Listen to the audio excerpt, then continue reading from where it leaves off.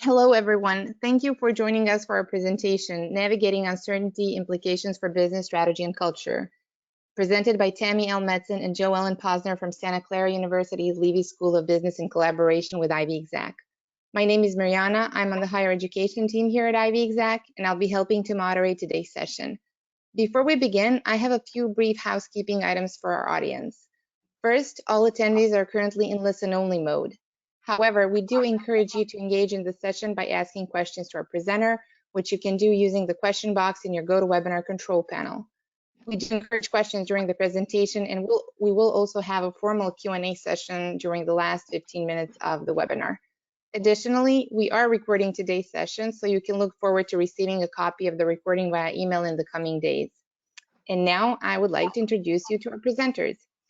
Tammy L. Madsen, PhD from UCLA, is a professor of strategic management and innovation and a former associate dean at the Leavey School of Business at Santa Clara University.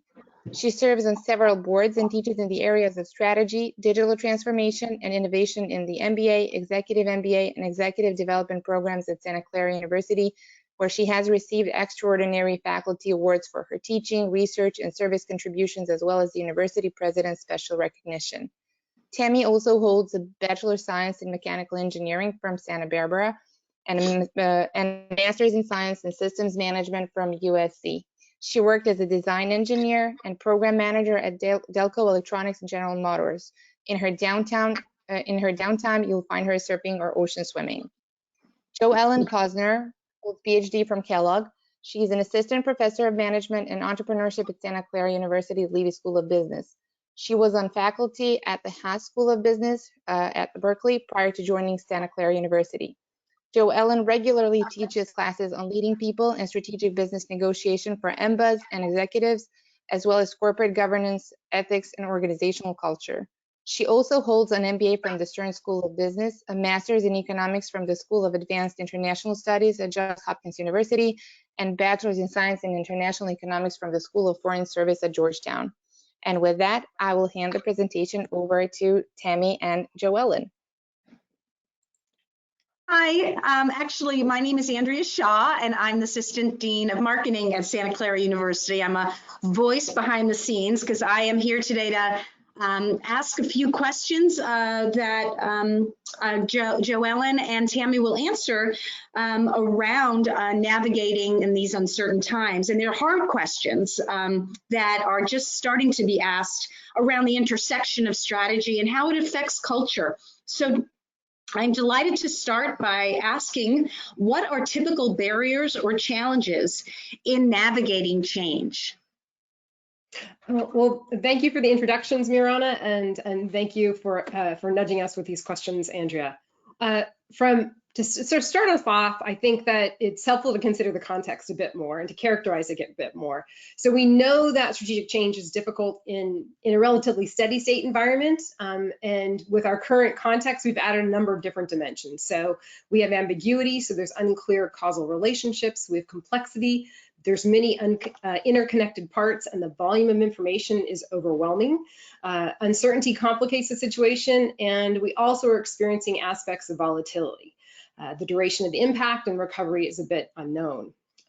These different attributes require different types of responses. So agility is critical to coping with volatility. Experimentation helps us, is necessary to reduce ambiguity, and information processing and management helps reduce uncertainty. So the question then becomes really, what inhibits in organizations, what inhibits agility, experimentation, and information flow?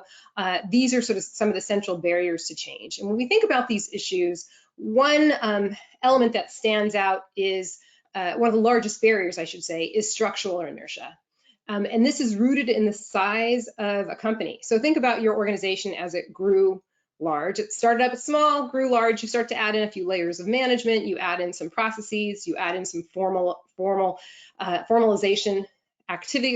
activities. And over time, it becomes more complex, and there's increasing interdependencies in the organization structures, systems, and formal processes. In our current environment, organizations now are facing challenging strategic trade-offs in managing these interdependencies. So for example, think about your organization's resource allocation processes. Will they lead the organization to reject innovation and experimentation and risk-taking, Or do they reward those types of behaviors, right? Similarly, are decision-making processes streamlined, or are they more time-consuming? Is it a very top-down, command and control type entity, or do you have a more fluid type of environment where decision-making is supported without control? And similarly, so you can think about one of the challenges that sort of, if we think about the trade-offs between employee health, consumer health, and business health, changing one of those, or increasing the opportunities for advancing business health, might compromise employee health or customer health. So these are really tough things to consider. A second form of inertia is cultural, and it reflects the institutionalized learning and common experiences and expectations that arise from informal norms and values within the organization. And it can be both positive and negative. And on that note, let me hand it over to Jo-Ellen to provide some more insights on that aspect. Thank you, and I'm sorry that I'm here with just my face today, but hopefully at least you, well, you can see what I look like, if not me actually talking. It's a pleasure to be here with you today, and I'm excited to talk about this particular question because I think it's really critical that we understand the role of culture as we navigate this particular challenge. So I want to answer this question on two different levels. One is that culture can help or inhibit your ability to navigate uncertainty, to navigate turbulent times. And that's a function of, what the cultural characteristics of your organization are. Is it an organization that values agility, that values nimbleness, that's fluid, that encourages people to speak out and ask questions and work together and help each other, right? Those are the kinds of cultural norms that will help you manage through really difficult times and the multiple transitions that we're all experiencing now and will for the next several months at least. So that's at the level of the culture itself. But then we also need to navigate a change in culture as we go. So even if your organization is young and nimble and made up of people who are comfortable with ambiguity and open to change and open to collaboration and teamwork and willing to be accountable and to ask questions and to acknowledge when they need help or make themselves vulnerable, even if those are norms, the way that we experience those norms necessarily changes when we move into this online remote work environment, when we're engaging with people through new modalities and in new forms of interaction. So while we need to make sure that our culture at the high level is responsive to the demands of the environment, we also need to make sure that our culture is responsive to the people within our organization in a way that keeps them motivated, happy, engaged, feeling cohesive and committed, and also that prevents them from burning out or feeling anxious and creates a sense of psychological safety while not sacrificing too much performance. And that's a really tall order. So I guess what I'm saying is we need to be attentive to multiple levers simultaneously, and we need to keep our eyes on both the macro cultural issues and the micro cultural issues and how they link up to strategy. I mean, it's very easy, right? Anybody could do that in an afternoon. Great. Is it time? Can I jump in at this point, Jo-Ellen, or would you next? Yeah. Well, thank you both. I love we can affect change in just a matter of hours, and thanks for, and we will by the end of this call. But thanks for sharing a bit about the high level, how we're navigating change structurally or strategically and culturally. But let's dive a little deeper into what you see on how we can avoid common mistakes that are caused by some of these strategic tweaks given this new norm. So when I think about any kind of strategy, new strategic initiative, it automatically is at the intersection of strategy development and strategy execution. And why strategy execution? Because it involves implementing some type of change in behavior. And one of the challenges here, there's a lot of myths about execution itself. And so one is the assumption that execution equals organizational alignment, that simply pursuing execution leads to aligning the organization with the strategic direction that it's pursuing. And in some cases, maybe that will work, but more often than not, it's not sort of sufficient. And one of the reasons why is because this type of thinking tends to lead the organization to rely on the vertical hierarchy to achieve strategic objectives, when in reality, the true need is to rely on horizontal relationships in the organization, improving coordination across units within the organization, across skill bases, so enabling that type of activity. And this is even more, this type of coordination is even more critical when you're undergoing forced digital transformation, where success depends on combining different types of skills, different types of functional areas, in particular operations in IT or marketing in IT, as the organization to create unique ways for unique value creation, I would say. Another myth is that execution means sticking to the plan. I think we no longer believe this at all, given the nature of this shock.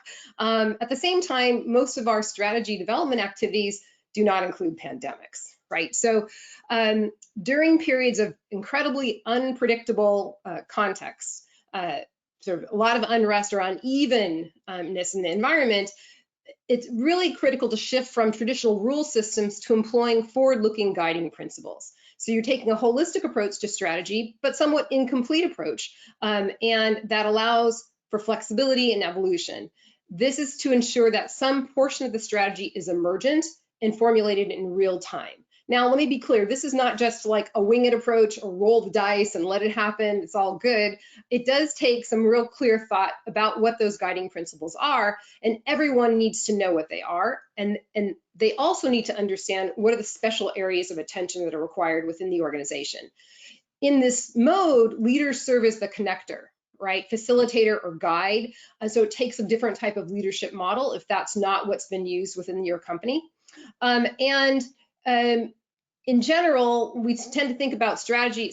In some organizations, strategy is confined to a particular group, right? But in this case, we need it to be more dynamic. We need to be able to gain information from those that are closest to the problem and have them sort of feed that back into the system to be able to modify what we're doing in real time. So it shouldn't be, strategy creation should not be confined to the executive team, but an effort to sort of mobilize the entire organization around a common view. And I guess the third myth is that really strategy execution should be driven from the top, and it should actually be driven from the middle of the organization with guidance from the top.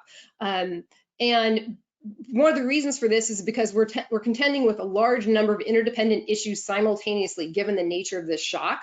So organizations need to increase the speed of decision making, and as a starting point, that involves pushing decision making as close to the edges of the organization as possible, unleashing managers to make critical decisions, to be able to have rapid responses to shifting needs. This requires the organization to be willing to decouple decision-making authority from control. And in this type of context, I think it's really important to remember that decision-making processes that respond to rapid change are as important as the decisions themselves. And Jo-Ellen? Thanks. So just building on what Tammy's said, I think it's really important to recognize that the strategy and culture need to link up for any of this to work, right? If your culture is such that it doesn't allow decision making to devolve to managers and to be pushed out to the edges of the organization, then you're going to have a lot of frustrated people and a lot of wasted time expecting or hoping that people are going to speak up in a system that doesn't necessarily allow them to. So just the idea that we need a strategic change requires that we be equally attentive to the process of cultural change and making sure, and we need to make sure that the two kind of move hand in hand, and they're not at loggerheads, because unfortunately, culture will win, right? Culture tells us what to do, how to make decisions, how to interact with each other, what kinds of questions to ask. And if we're relying on old modes of answering those questions of interaction, and expecting people to use that to implement or even devise a new strategy, we're not going to get much change. The culture needs to evolve with the strategy so that the new strategy can be implemented. People will do what they know is expected of them, and on a very fundamental, what we pay them to do. So if we're not incentivizing them, motivating them, empowering them through cultural change to make those strategic changes stick, there's going to be a lot of frustration. A big mistake. So I guess the primary mistake is failing to recognize that we need to be attentive to culture as we're attentive to strategy, and failing to recognize that old means of interaction, and I don't mean kind of modes of interaction, you know, how we communicate, but ways of communicating, right? What the content of that communication is, what the rules around that communication are. If we don't change those, then we're sunk from the start. Another really big mistake is assuming that culture is something that will just catch up, or that it's less important in a crisis. In fact, I think it's way more important in times of uncertainty. And one way to think about it is to recognize that culture requires investment. Many times we think of culture as a cost center. You know, if we're thinking about giving people spot rewards as part of our cultural values, or investing in bonding activities, or office decor, like those are kind of observables around culture that easily come to mind, and those are all costs. But the deeper layers of culture are really value generating when they're linked up well with strategy, when there's a tight coupling between strategy and culture. And if we invest in those trappings, and in the, it's not only a monetary investment, but the time and the energy and attention in making sure that our culture is consistent with the strategy that we need to implement, we're going to make more money on the back end, right? It's going to make the organization more productive, happier, reduce turnover, increase motivation, increase commitment.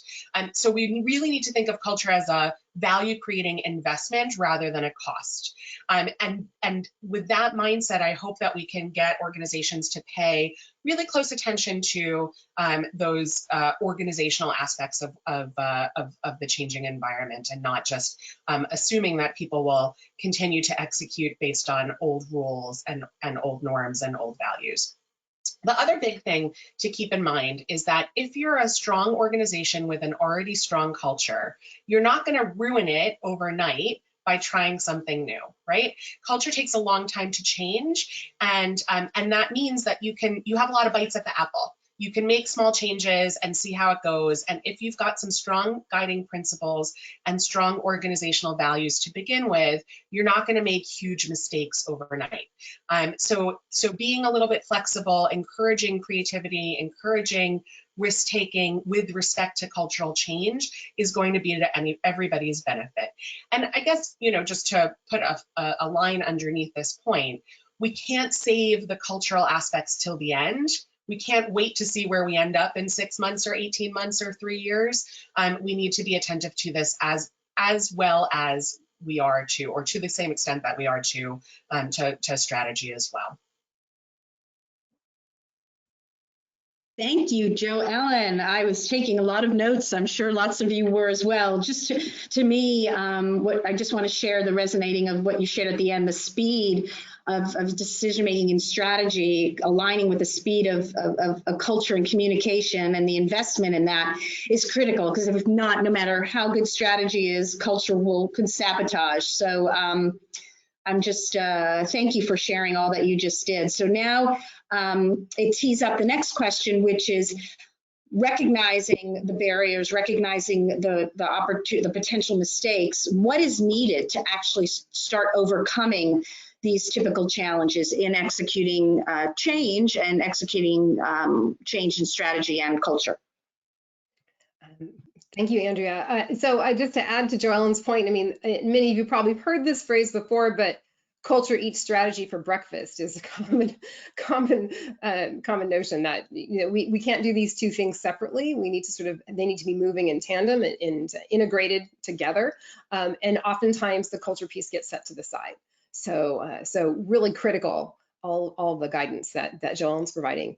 When we think about what are some things needed to overcome typical challenges in executing change, a lot of it is kind of back to basics. So leaders, in addition to sort of contending with sorting out what's going on in this, in our new context, in our new environment, strategically and organizationally, they have to also think about designing a change process and building the capacity to change. And one starting point for that is fostering a shared sense of purpose. So giving the organization a voice into that process of understanding what direction we're headed, not why do that, that motivates their engagement. They have a voice in helping to create the direction that the organization is moving, and that'll help to stimulate action. When we know that when everybody is working towards a common purpose, that strengthens productivity, it enhances relationships across the organization, and that should enable more fruitful coordination and collaboration. And in this context, risk over communication, right? So while the urgency is pretty clearly known that we're in this pandemic state, don't assume that the why is known for a particular strategic shift or particular strategic choice. Develop a narrative that helps stakeholders understand where the company is, why it's changing, and why the change is critical. And be open to feedback as that narrative is shared, and adjust as you're sort of going through this process. Make sure everyone understands the forward-looking guiding principles and his or her role in achieving them. The idea is to bring them all along every step of the way, so they feel part of the process, as opposed to feeling as if something's been thrown at them and we've made the decisions over here on this part of the organization, now you guys go and do the dirty work, right? So that's not particularly helpful, nor is it particularly motivating. So we want to sort of engage them in the dialogue early on. And while all leaders today, I understand the need to be thoughtful and caring, they also need to be transparent, consistent, and disciplined, right? So facts and data matter a lot more and trump sort of emotion, if you will. Second, show decisiveness, and it's increasingly difficult to do this, right? So we know that when you have about 70% of the information, you should probably make decisions when you have about 70% of the information that you would like to have, right? And if you wait for 90%, in most cases, you're likely to be slow. So it's important to recognize that choosing not to fail fast comes at a price. This notion of sort of waiting it out, sitting back a little bit, pushing off decisions can actually be much worse than making the hard call. So outweighing any kind of benefits that were gained by committing to a particular course of action. And while indecision may feel somewhat safe, given our comfort zone in the short run, it does also leave your audience a little bit less secure, right? They're sort of wondering what's going to go on, what's going to happen the next time, what's going to happen next month, the third month, is going to be another set of layoffs, right? So we're seeing some organizations make some really bold decisions today. In the Valley, many companies have already announced work from home policies will extend into December. The entire Cal State system has already announced that online classes for the fall. They've made that decision. They went ahead and sort of took that action. And so one of the big points here is that be willing to make that decision and to be decisive. The third is trying to figure out ways to empower individuals to act. So getting them connected to the organization and using both intrinsic and extrinsic rewards to do this, incentives as well. We want these incentives to be equitable, right? You don't want to sort of give the impression that sort of they're imbalanced in the organization in terms of who's getting access to resources or who's being sort of rewarded for particular actions they're taking. And then the fourth dimension here is to celebrate short-term wins. I think in our current context, everyone can use a little bit of positives. So as you're slowly moving forward in your next trajectory of recovery, be clear about sharing any positive news that emerges, even if it's from a small experiment, right? Whether it's an experiment around shifting a cultural norm, showing how that was successful, and then moving forward, trying to continue to build momentum. In this context, what we really need is bold leadership, right? And so many of the employees are looking to those kinds of actions. Jo-Ellen, what are your thoughts? I mean, you've said half of what I wanted to say, and probably better than I could say it. But I'm just gonna emphasize and amplify a couple of things that you said, Tammy. And I think this is where culture and strategy really work together most beautifully. If we're an organization that has a clear vision, a clear sense of purpose and shared values, then we're kind of already working in the right direction towards both strategy and culture. And so leaning into those values, re-articulating them, reminding your employees of what they are, why they're important, how they contribute to our sense of common purpose towards our goals in the market, towards serving our constituencies, our stakeholders. All of those are really important to reinforce the culture that might have the opportunity or the possibility of slipping just because we're not co-located anymore. And because there's so much uncertainty and change in the world. So over communicating that, as Tammy said, I think is critical. There is not enough in our physical environment when we're all working from our bedrooms or living rooms or wherever it is that we're able to set up.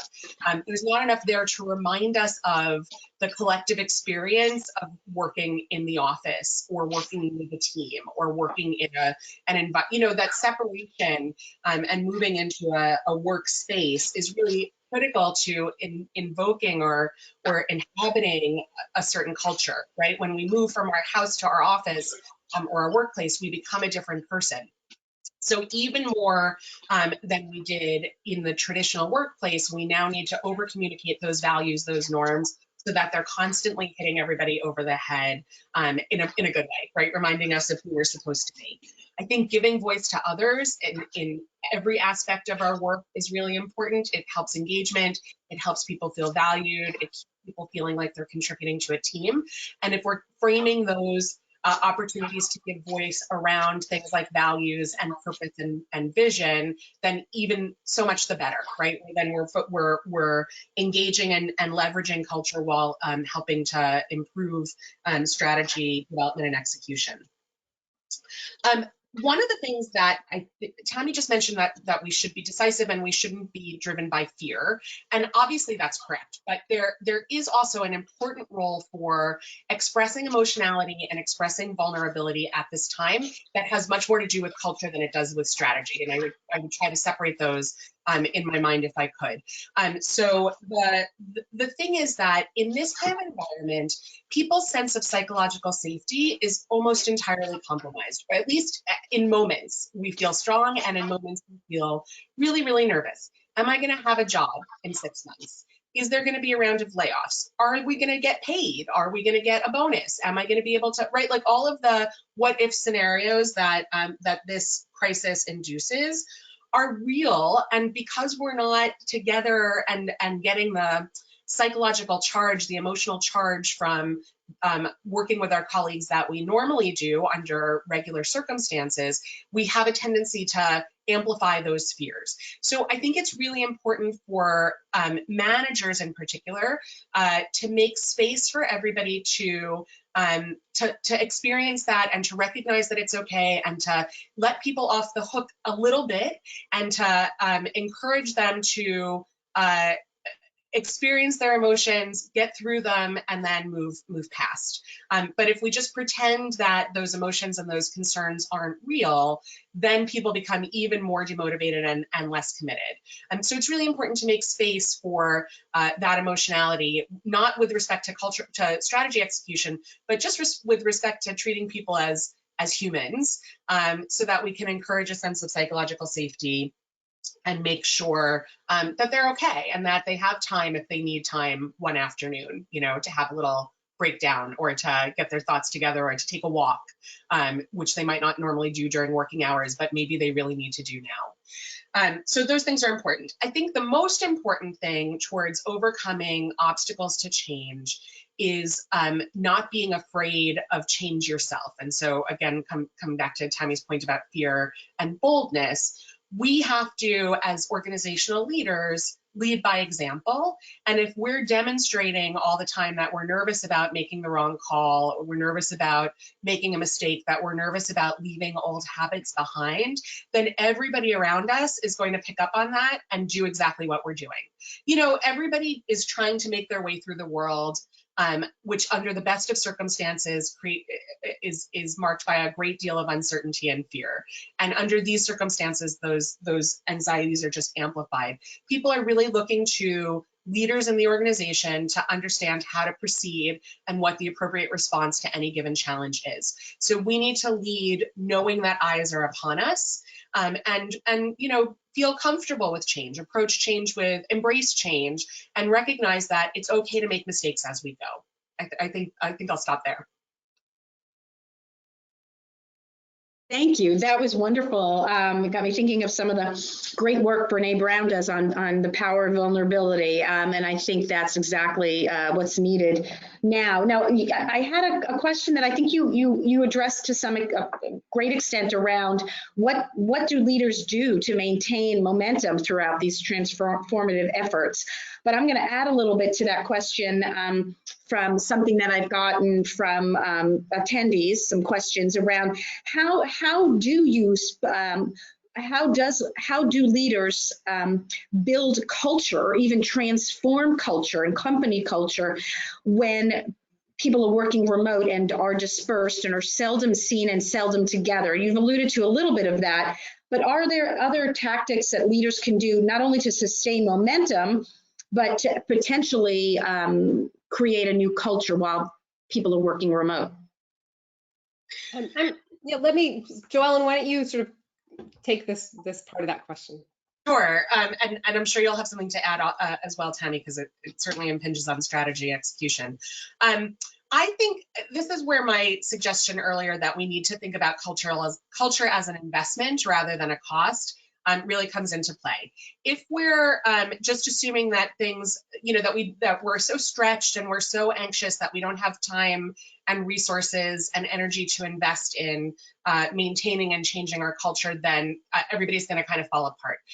So there's some things that we can do that take just a little bit of time but make a huge difference to the people around us. And that's just finding a couple of times during the week or during the month to check in with each other and be in the same space. So maybe you're not an organization or a team that has a huge social component to it, but you still work with each other and see each other and brush up against each other physically or not in some ways throughout the week.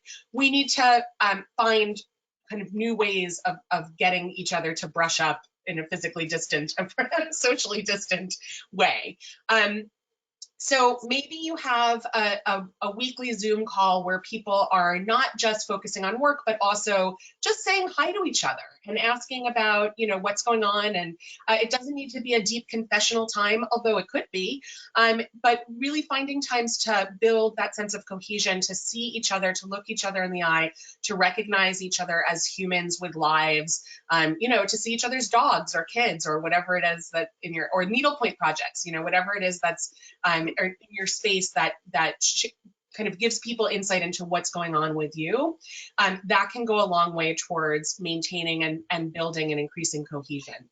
My brother's an architect, and he every couple of months organized a pub quiz at work that used to have 10 or 15 people, and he did a virtual pub quiz last week with 80 people.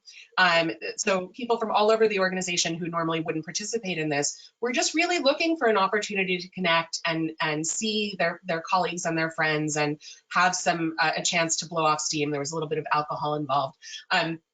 But those opportunities to focus on the human side of organizational life, I think, are really critical. And I think it's also important to find new ways of doing the kinds of things that we used to do in environments that are not the same. So I was on a board call last night, and the board that I'm involved with right now is a really active, highly engaged conversational kind of board. We have a lot of productive task conflict, and none of that is really available to us on Zoom, or at least we haven't yet built norms around how to have fierce conversations in an online environment.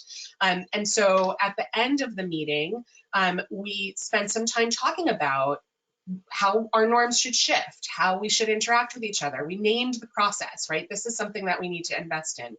We also used that opportunity to do some spot recognition. So in the workplace, we say thank you to each other a lot. We kind of commend or recommend our colleagues for recognition. And we just, again, don't have that opportunity because of the nature of our mediated interaction. So we spend some time thanking, the not just the people on the board, but the people in the organization for the hard work they're doing, and finding new ways of rewarding that work that are unique to this particular circumstance. So those are just a couple of the things that we need to be attentive to keep people engaged, to keep people working together and feeling like a team. You can be creative, whatever works for you. You know your people best, but it's worth considering and even having a conversation with them about what would make them feel happy, good, committed, and still engaged in the work of the organization. I hope that answered the question. Absolutely. Tammy, did you want to add anything to that? Just to add that similar experience. I was talking to a colleague recently, and he's been trying to think about ways to connect with his team. And so they have a community meeting, Zoom call each week that is not about business, but it is about sort of just connecting in, right? And so in that process, early on, they realized like, oh, this is the type of setup that this person at home has. There's 5 people in the household that are on Zoom simultaneously. And so they're contending with that. And someone else is contending with, what other sort of dynamics are going on in their household. So even just that piece of it is starting to knit the group back together a bit more, because now they feel sort of, they know a little bit more about each other, and they're sort of more likely to work together as a community. So I think that community building aspect and trying to do this digitally, challenging, but absolutely necessary to sort of think through ways to enable that as going forward. I had wanted to mention, well, so maybe Andrew, we can go back to the urgency question, and then some ideas will flow from there. So. Yeah, that'd be great. And I did want to just share too that tee off on that question was, how does somebody go back into the workforce and express themselves in positive ways that working remote has helped them in productivity? And that kind of goes to asking your staff what they liked and what they want more of to stay connected. So just less of a question and more just a comment from those that are on the call. So going back to the question, Tammy, how do we do this? How do we overcome these challenges under such urgency, and what matters for strategy and culture?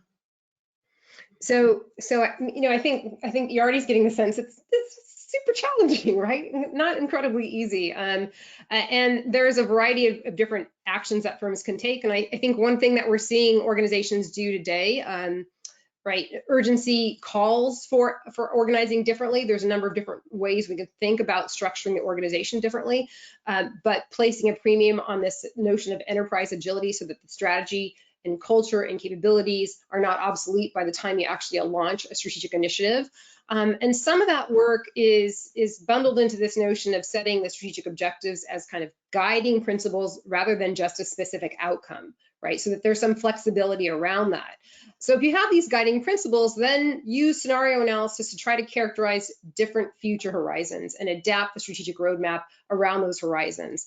And we can consider a whole host of horizons. Many of the consulting companies have posted up a number of different types of ways to think about this, but near-term, recovery phase, renewal, and further out, right? And that further out piece oftentimes gets sort of shortchanged. And while we know there's, some organizations are thinking about how do we get through June, there still needs to be some attention to the next phases of the evolution of your organization and the context they're competing in. And so when you think about doing these scenarios, you also can compare them to the status quo, right? Why do that?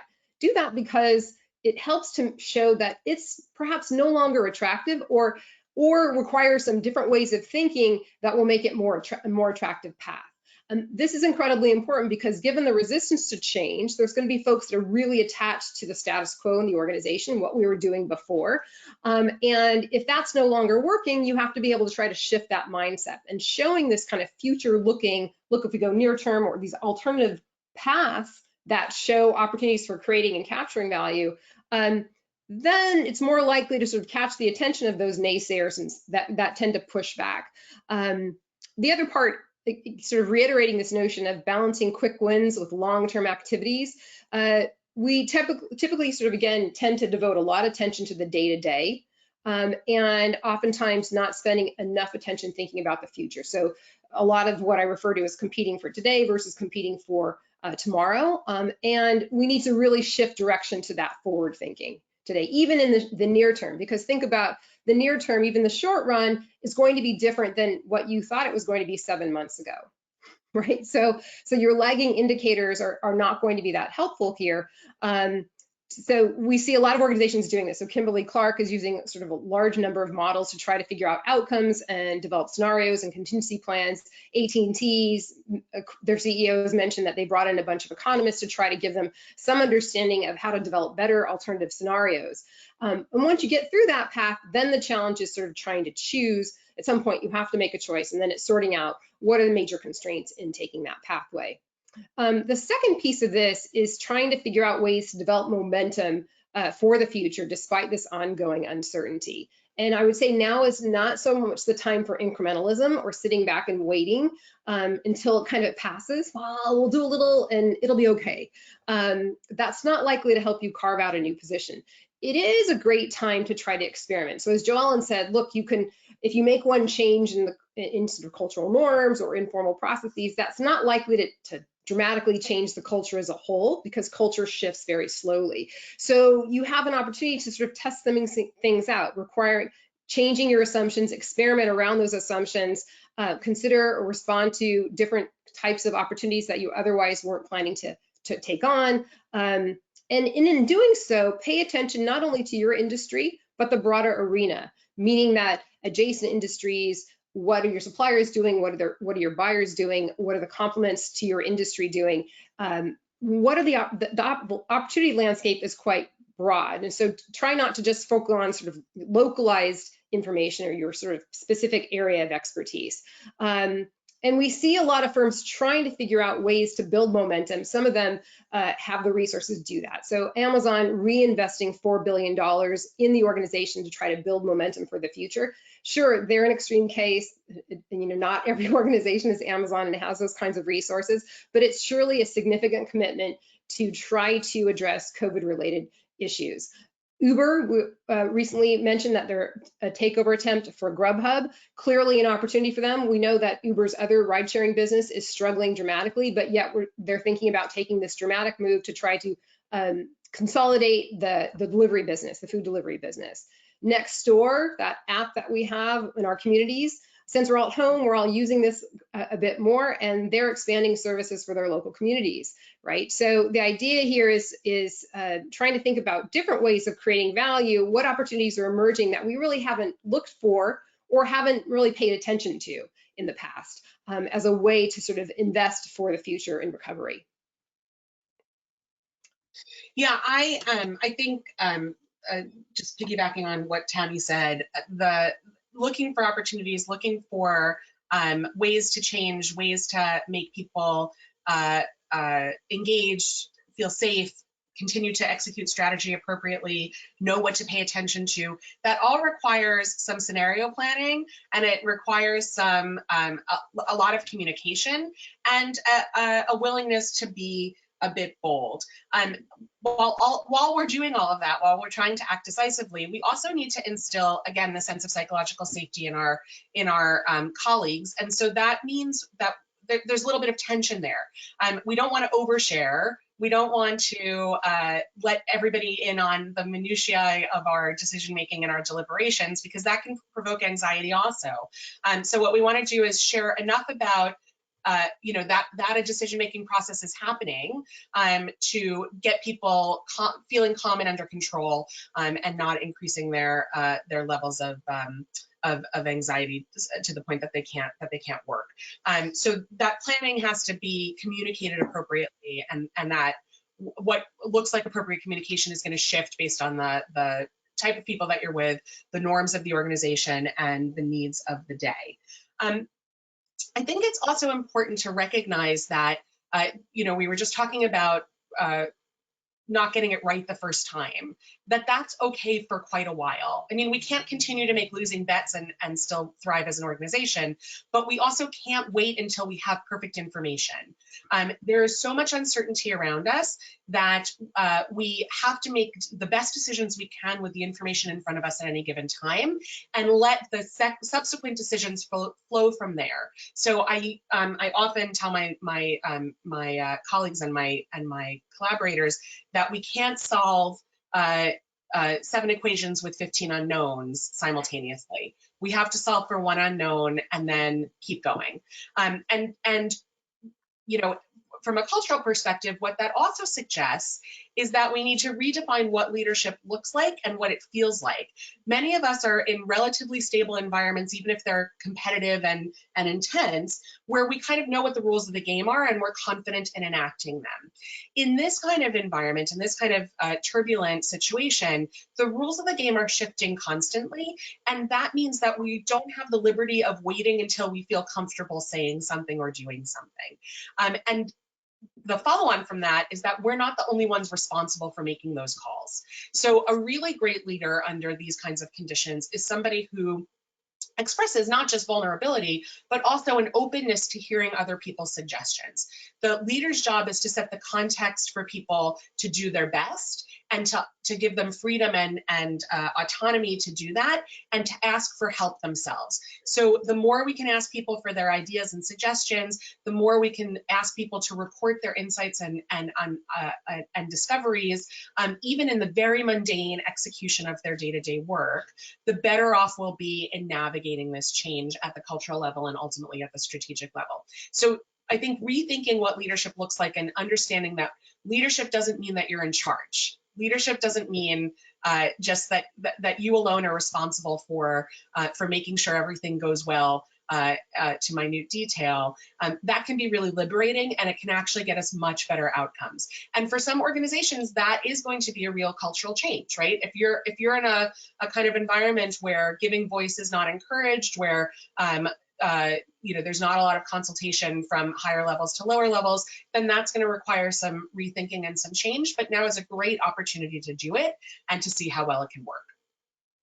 I just wanted to add on this because I have the same point about rethinking the leadership model.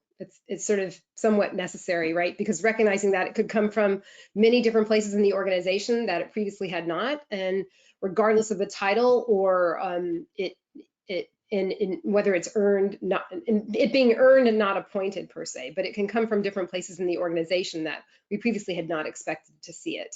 So, so being open and willing to allow that to occur is a critical step.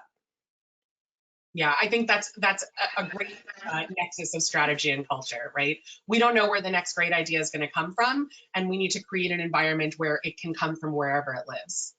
Right.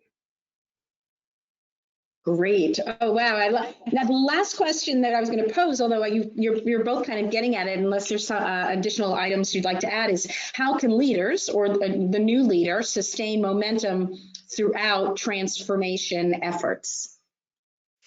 I think some of this is really sort of refusing to be derailed by obstacles and kind of rather look for ways around them. So two things. One, make sure that you enable your employees to do something or to work differently, right? To do something differently, to think differently. So remove obstacles from their path. And the other part is that if we're trying to pursue a new opportunity or maybe an experiment, and we recognize, look, we don't have all of the capabilities that we need, there also should be a willingness to consider, well, maybe we should organize differently. Maybe a firm has been reluctant to pursue alliances or partnerships for innovation in the past, but now maybe this is a time to sort of experiment with that model, right? Or crowdsourcing or other modes of open innovation. So being sort of open to these alternatives. And then sort of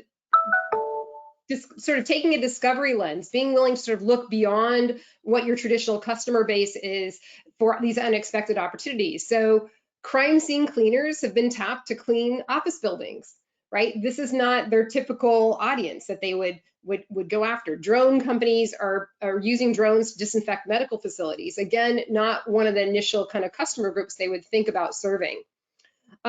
Stay involved as a leader to support the team and take action and take this seriously to break any kind of bottlenecks. So if you're asking your employees to go above and beyond what they typically are doing to try to enhance the organization, be willing to support them and enable them to do that. And I think the last and most critical piece is to kind of revisit your assumptions on a continuous basis. So being willing to rethink what challenge those assumptions, your own personal assumptions and your own personal biases about how the organization should move forward. Yeah, I think that constant questioning is really critical to maintaining momentum. If we assume that we have a good enough answer for now, good enough answers are appropriate, but we can't assume that the good enough answer for now is going to carry us through the next period of uncertainty. And so we do need to regularly test, is this working? What's working well, what's not working well, to build momentum and to prevent everybody from fizzling out. But I keep coming back to this idea of humanity, and I know it sounds kind of airy-fairy or too soft, but we need to recognize that that we and everybody else we work with are human beings with physiological, psychological, emotional needs, and we can't expect us as a team to run on adrenaline for the foreseeable future, or the unforeseeable future, even worse. So I think that the kind of instinct for many of us is to just keep going so that we don't fizzle out, but just keep going leads to fizzling out more quickly. So we need to give everybody a break, to check in with everybody, not just about their emotional health, but also about how things are going with work, with strategy, with coordination, with communication, and keep making tweaks based on the feedback that we get. It doesn't make us look weak to recognize that we didn't get it right from the start, and it certainly makes everybody else feel like they're being heard, seen, valued, and that their human needs are being taken care of. And if we can't do that for our colleagues, then they're just not going to be our colleagues for that much longer, and whatever cultural and strategic changes we make are kind of for naught.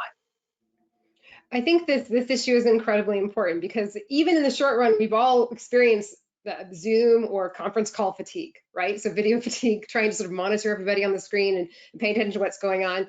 There is, right, your organization can have change fatigue, right? And stress and uncertainty fatigue, if you will.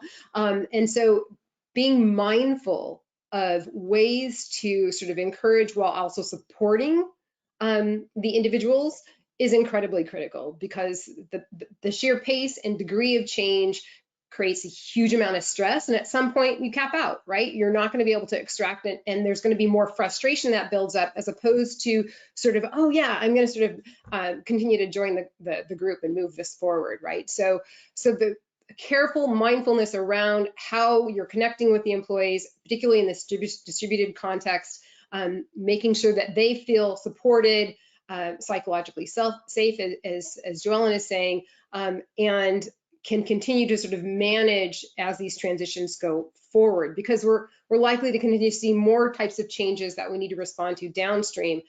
So managing that, and not so much sort of aggressive building momentum, but kind of keeping the pace in a healthy way so that everyone is able to stay on board and contribute. One more thing I'll add is that this might feel very uncomfortable in certain cultures.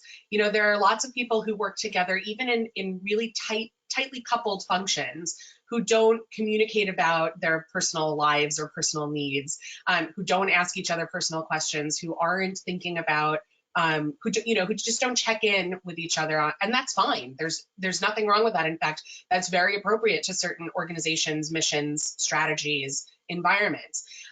But it's also important that we step back from that in this time for the reasons that we've already stated. So I think one way to get around the discomfort of changing those modes of interaction is to name the process regularly. To say, I know this isn't how we normally do things, but I think it's really important that we're honest with each other. To let people know that this is the step I'm about to take is unusual, but I think it's important. And also to let them tell you, you're overstepping, I'm not comfortable here, or I don't feel safe, making myself vulnerable here. Don't worry, I've got other outlets, right? We really should name a lot of these interaction processes. It will make everybody more comfortable in the long term. Excellent. I'm going to ask one question that came in from the board. I know we're getting tight on time, but I think this is a question that others have asked as well. So just want to address that some firms are facing exit strategy, what's going on right now, given the current situation. And what suggestions do you have for the leaders of these firms? What special skills are needed on those that are working on an exit strategy? I don't think either one of us would jump in to answer this one. Okay. It could go back to what you said, Jo-Ellen, around humanity. But Tammy, do you want to jump in, or? I think it's a sort of a big bag question, if you will. And I'd say I would largely start to echo a lot of Jo-Ellen's comments about how we're treating people in this environment, right? So we recognize that individuals are stressed, many because they're concerned about maintaining their job, they're stressed about family health, they're stressed about their own health. So there's a whole set of issues around this that I think organizations need to be mindful of how they're transitioning into this model. But I think there's a lot more. We could talk about that topic for quite a long time. So I don't have sort of all the kind of tips initially here. I think there's a lot to be said about how you manage that process. I think the one thing is if you're an organization that is starting to consider if we're making big moves about layoffs or furloughs or things like that, the longer that trickles out, and if you try to do it as a very small, minor piece, little piecemeals, that's going to create a huge amount of stress for your organization over time in the short run. So being transparent, being upfront, communicating a great deal is incredibly critical, because otherwise the rumor mill is going to start and your employees are going to be spending more time talking about that event than they are going to be talking about what needs to help move the organization forward.